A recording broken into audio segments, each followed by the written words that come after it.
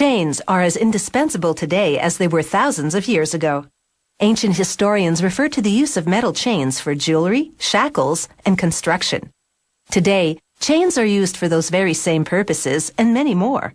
Chains are a link with the past, one that we're unlikely to break.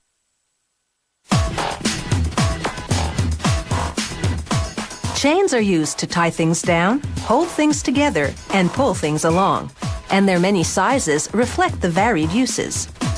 To make a chain, a turning drum uncoils this wire rod and pulls it through a steel guide ring to a steel draw box. Grease inside the box lubricates the wire. On its way out of the box, the wire goes through a die, such as the one being demonstrated here. The die has a smaller diameter than the wire, and as the turning drum pulls it through, the wire narrows, hardens, and becomes stronger. Now, electrically driven tools move in from all sides. This is a forming machine. A tool called a jaw propels the wire forward, while another jaw pushes on the wire, bending it around a steel pin. It forms a C shape.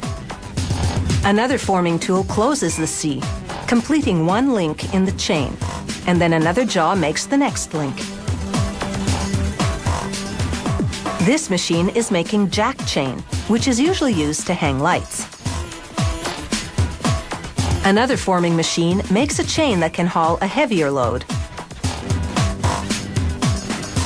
A grip pulls the wire onto rollers that straighten it out.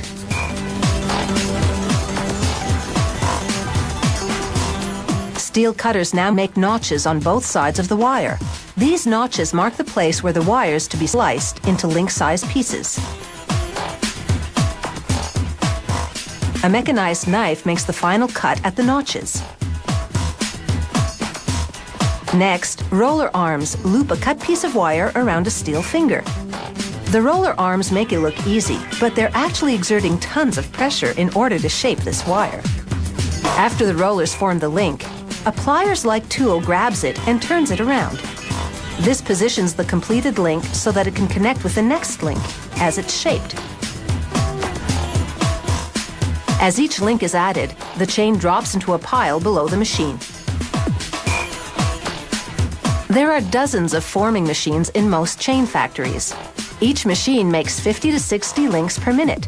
That's approximately 76 meters of chain per machine per hour. To put that into perspective, one machine could make a chain as long as the CN Tower is high in just 7 hours.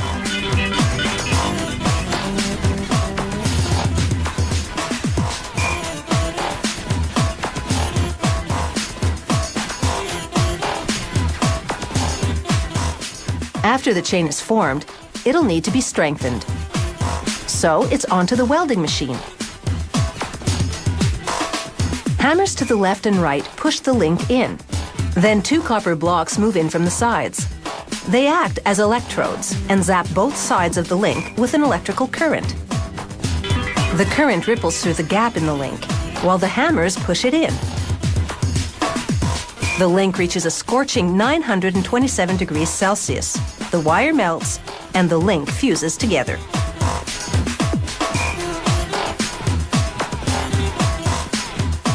Now a pulley system drops the freshly welded chain into a heat treating coil. An electrical current runs through the copper coil, heating the chain inside until it's orange hot, 940 degrees Celsius. The pulleys lower the chain into a tub of water to cool. The extreme temperature change alters the molecular structure of the steel, making it much harder. But the experience leaves the chain a bit brittle.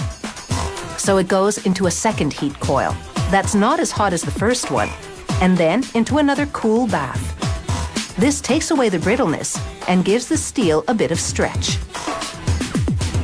Now the ultimate strength test. This is the chain calibrator. Pulleys run the chain into a groove that's been cut into a block of steel. A clamp on the left holds it in place, while the hydraulically powered block of steel pulls the chain to the right. Will it break or will it hold?